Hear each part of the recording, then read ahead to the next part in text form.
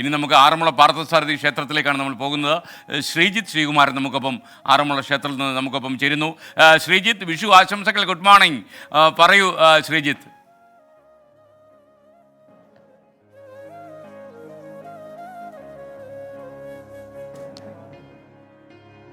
Good morning SKN. Sabarimala കഴിഞ്ഞാൽ ഈ ജില്ലയിലെ തന്നെ തിരുവിതാംകൂർ ദേവസ്വം ബോർഡിൻ്റെ ഏറ്റവും പ്രധാനപ്പെട്ട ക്ഷേത്രമാണ് ആറന്മുള ശ്രീ പാർത്ഥസാരഥി ക്ഷേത്രം. അവിടെ രാവിലെ മുതൽ തന്നെ വീട്ടിലൊക്കെ കണി വെച്ച് ആ കണിയൊക്കെ കണ്ട് അതിനുശേഷം നേരെ ക്ഷേത്ര ദർശനം. അങ്ങനെയാണ് ഈ നാട്ടുകാരുടെ, ഈ ആറന്മുളക്കാരുടെ, അതുപോലെ തന്നെ പത്തനംതിട്ടക്കാരുടെയും ഒരു വിശ്വാസം അങ്ങനെയാണ്. അതിൻ്റെ ഭാഗമായി ഒരു 4 മണിക്കൊക്കെ തന്നെ വീട്ടിൽ കണി വെച്ച കണിയെല്ലാം കഴിഞ്ഞ് രാവിലെ 5 മണി മുതൽ ഇങ്ങോട്ട് വലിയൊരു ഭക്തജന തിരക്ക് തന്നെയാണ്. ഏതാണ്ട് 1.5 മണിക്കൂറൊക്കെ ക്യൂ നിന്നാണ് ആളുകൾ ഇങ്ങോട്ട് കയറി വരുന്നത്. അത് ഇവർക്ക് അതൊരു ആചാരത്തിൻ്റെ ഭാഗം കൂടിയാണ് എന്നാണ് ഈ ആളുകളൊക്കെ തന്നെ പറയുന്നത്. വലിയ തിരക്ക് ഇതിന് പുറത്തും അനുഭവപ്പെടുന്നുണ്ട്. 9 മണി വരെ രാവിലത്തെ ആദ്യ ദർശനം ഉണ്ടാകും. അതിനുശേഷം ഉച്ചയ്ക്ക് ശേഷവും ദർശനം ഉണ്ടാകും എന്നാണ് അറിയിച്ചിട്ടുള്ളത്. എന്തായാലും ആളുകളൊക്കെ ഇവിടേക്ക് എത്തിച്ചേരുന്നുണ്ട്. കണിയൊക്കെ വെച്ചോ? എവിടെയാ സ്ഥലം? എവിടെയാ ഇത്? തീർച്ചയായും. എന്തായാലും ഹാപ്പി വിഷു. ഇങ്ങനെ കുറേ ആളുകൾ ഈ പ്രദേശത്തേക്കൊക്കെ കടന്നു വരുന്നുണ്ട്. ആളുകൾ പോലീസിൻ്റെ ഒരു വലിയ സുരക്ഷാ സംവിധാനങ്ങളൊക്കെ തന്നെ ഒരുക്കിയിട്ടുണ്ട്. എന്തായാലും ഇവരൊക്കെ ഈ വിഷു ആഘോഷം ഇതോടുകൂടി അവസാനിപ്പിക്കുകയല്ല. ഇവർ ഇതിന് തൊട്ടടുത്ത് കൈപ്പുഴ ക്ഷേത്രമുണ്ട്. അങ്ങനെ പല പല ക്ഷേത്രങ്ങളുണ്ട് തൊട്ടടുത്ത്. ആ ക്ഷേത്രങ്ങളിലെല്ലാം ദർശനം നടത്തി മാത്രമേ ഭക്തജനങ്ങൾ ഇവിടെ നിന്ന് മടങ്ങുകയുള്ളൂ. എന്തായാലും വിഷു ആഘോഷിക്കുകയാണ് പത്തനംതിട്ടക്കാർ. അത് ആറന്മുളയിലായിക്കോട്ടെ ശബരിമലയിലായിക്കോട്ടെ പ്രധാനമായും വിഷു ആഘോഷം നടക്കുന്നുണ്ട്. എന്തായാലും വിഷു കൈനീട്ടമൊക്കെ വാങ്ങി മുതിർന്നവരിൽ നിന്ന് വിഷു കൈനീട്ടമൊക്കെ വാങ്ങി ക്ഷേത്ര ദർശനം, അതാണ് പത്തനംതിട്ടക്കാരുടെ ഒരു വിഷു ആഘോഷം. ആറന്മുളയിലും വിഷുവിൻ്റെ ഭാഗമായുള്ള ക്ഷേത്ര ദർശനം ആളുകളുടെ പുരോഗമിക്കുകയാണ്. Okay, thank you Sreejith Sreekumaran. കേരളത്തിൽ മാത്രമല്ല, കേരളത്തിന് പുറത്തും മറ്റുള്ള സംസ്ഥാനങ്ങളിലും ലോകത്തിൻ്റെ പല ഭാഗങ്ങളിലും മലയാളികൾ ചെന്ന് കയറിയ സ്ഥലങ്ങളിലെല്ലാം വിഷു കാര്യമായിട്ട് ആഘോഷിക്കുകയാണ്. ഇന്ന് വിഷു പുലരി കണ്ട് ഉണർന്ന അവർ സജീവമായിട്ട് വിഷുക്കാലത്തെ ഒരുപാട് ഓർമ്മകൾ പങ്കുവയ്ക്കുന്നു. ഇപ്പോൾ നമ്മൾ ചെന്നൈയിലേക്കൊന്ന് പോകുന്നു. കോടമ്പാക്കത്ത് ഗുരുവായൂരപ്പൻ ക്ഷേത്രമുണ്ട്, നിങ്ങൾക്കറിയാം. അവിടെ നിന്ന് അനീഷ് ശിവദാസ്, ഞങ്ങളുടെ ചെന്നൈ ബ്യൂറോ ചീഫ്, നമുക്കൊപ്പം ചേരുകയാണ്. Aneesh, good morning and Vishu ആശംസകൾ. നമ്മുടെ തമിഴ്നാട്ടിലെ എല്ലാ മലയാളി സുഹൃത്തുക്കൾക്കും, അതുപോലെ നമ്മുടെ തമിഴ്നാട്ടിലുള്ള നമ്മുടെ മറ്റ് ചില പ്രേക്ഷകർ, തമിഴിലെ തന്നെ പ്രേക്ഷകർ മലയാളം ആസ്വദിക്കുന്നവരുണ്ട്, അവർക്കും വിഷു ആശംസകൾ നേരുന്നു. അനീഷ്, എന്തൊക്കെയാണ് വിശേഷങ്ങൾ? ചെന്നൈയിൽ എത്തിയതിനു ശേഷം എങ്ങനെയുണ്ട്? ഈ ചൂടിൽ നിന്ന് രക്ഷപ്പെട്ടോ, നമ്മുടെ ഇവിടുത്തെ ചൂടിൽ നിന്ന്?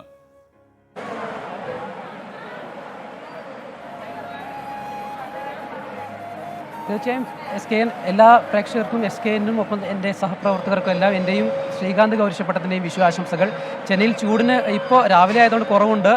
ഇപ്പോൾ ചെന്നൈയിൽ എത്തിയതിനു ശേഷം മലയാളി സമൂഹത്തെ ഇത്രയധികം പേരെ ഒന്നടങ്കം ഒരുമിച്ച് കാണുന്നത് ഞാൻ ഇതാദ്യമായാണ്. ഞാനിപ്പോൾ ഉള്ളത് കോടമ്പാക്കം മഹാലിംഗപുരം ഗുരുവായൂരപ്പൻ അയ്യപ്പൻ ടെമ്പിളിലാണ്. ഇവിടെ രാവിലെ മുതൽ തന്നെ വലിയ ഭക്തജന തിരക്കാണ് അനുഭവപ്പെടുന്നത്. വിഷുദിനമായതുകൊണ്ടും തമിഴ് പുത്താണ്ട് ആചരിക്കുന്ന ദിവസമായതുകൊണ്ട് തന്നെ വലിയ ഭക്തജന തിരക്കാണ് രാവിലെ മുതൽ അനുഭവപ്പെടുന്നത്. മലയാളി സമൂഹത്തെ ഇത്രയധികം പേരെ ഒരുമിച്ച് കാണാൻ കഴിയുന്നത് തന്നെ വളരെ സന്തോഷമുള്ള കാര്യമാണ്. ഏതായാലും വിഷുദിനം പ്രവാസി മലയാളികളും വളരെ നന്നായി തന്നെ ആഘോഷിക്കുന്നു എന്ന് വേണം ഈ കാഴ്ചകളിൽ നിന്ന് മനസ്സിലാക്കാൻ. ഇവിടെ നമ്മുടെ ക്ഷേത്രത്തിൻ്റെ ഈ ഭാരവാഹികളെല്ലാം മലയാളികളാണ് എന്നൊരു പ്രത്യേകത കൂടിയുണ്ട്. ഈ ക്ഷേത്രത്തിൽ പതിവ് പോലെ എല്ലാ ദിവസവും ഭക്തജന തിരക്കുണ്ടാവാറുണ്ടെങ്കിൽ പോലും ഇത്തവണ വിഷുദിനവും ഒപ്പം തമിഴ് പുത്താണ്ടും ആയതുകൊണ്ടാണ് ഇത്രയധികം തിരക്ക് അനുഭവപ്പെടുന്നത്. രാവിലെ മുതൽ തന്നെ വലിയ തിരക്ക് അനുഭവപ്പെടുന്നു. നമുക്കറിയാം, ദൃശ്യങ്ങളിൽ ക്യൂ നിൽക്കുകയാണ് ആളുകൾ. മലയാളി സമൂഹം ഒന്നടങ്കം തന്നെ ഇവിടേക്ക് എത്തിയിട്ടുണ്ട്. നമുക്ക്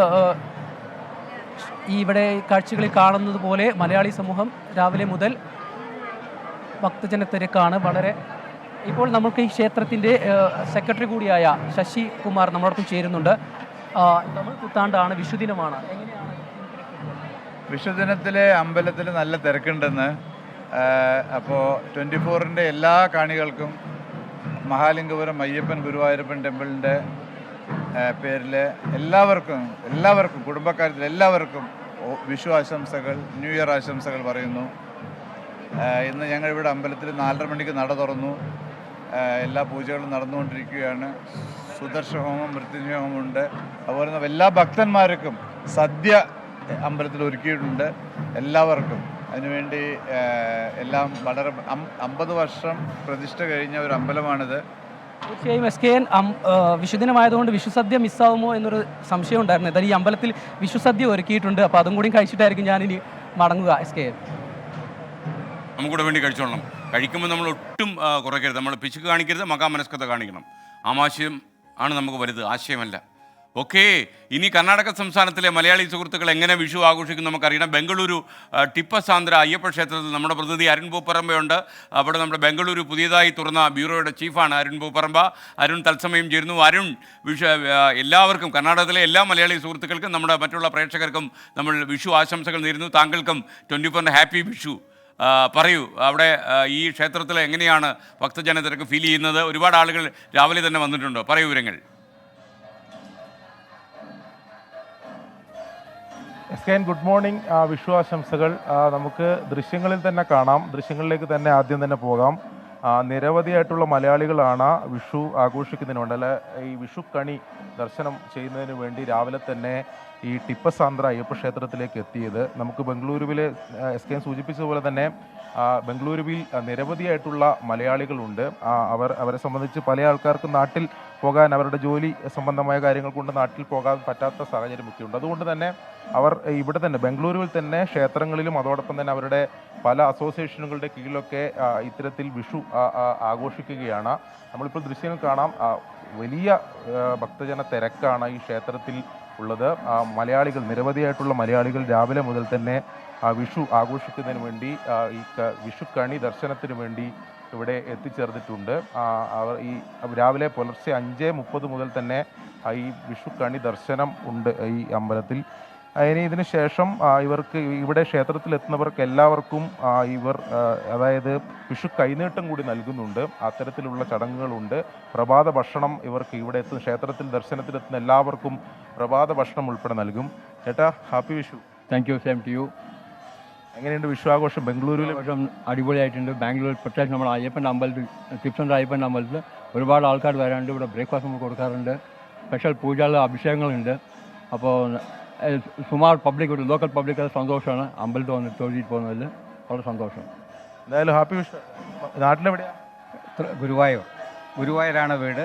ഞാനിവിടെ 50 കൊല്ലമായി ബാംഗ്ലൂർ. ഇവിടെ ഇപ്പോഴത്തെ പ്രസിഡൻ്റാണ് അമ്പലത്തിൻ്റെ. കഴിഞ്ഞ 1970 തുടങ്ങിയതാണ് ഞങ്ങൾ ഈ അയ്യപ്പ സഭാ സമിതി. ഇന്നിപ്പോൾ സ്വന്തമായി തിരക്കാണ് രാവിലെ മുതൽ. എല്ലാം തിരക്കാണ്. പിന്നെ അന്നദാനം, സപ്താഹം, ഇങ്ങനെയുള്ള പല ആഘോഷങ്ങളും നമ്മളോട് നടത്തുന്നുണ്ട് അമ്പലത്തിൽ. എസ്.കെ, തീർച്ചയായും അങ്ങനെ തന്നെയാണ്. അത്തരത്തിൽ ക്ഷേത്രത്തിൽ വിപുലമായിട്ടുള്ള പരിപാടികൾ, അതോടൊപ്പം തന്നെ വിവിധ അസോസിയേഷനുകളുടെ നേതൃത്വത്തിൽ വിഷു ആഘോഷങ്ങളൊക്കെ ബംഗളൂരുവിൽ സംഘടിപ്പിക്കുന്നുണ്ട്. നമ്മൾ ദൃശ്യങ്ങൾ കാണുന്ന പോലെ വലിയ തിരക്കാണ്. മലയാളികൾ രാവിലെ മുതൽ തന്നെ വിഷു ആഘോഷത്തിൻ്റെ ഭാഗമായി കണി കാണുന്നതിനും മറ്റുമായി ക്ഷേത്രങ്ങളിലൊക്കെ എത്തുന്നുമുണ്ട്. എസ്.കെ, താങ്ക് യു അരുൺ പൂപ്പറമ്പ.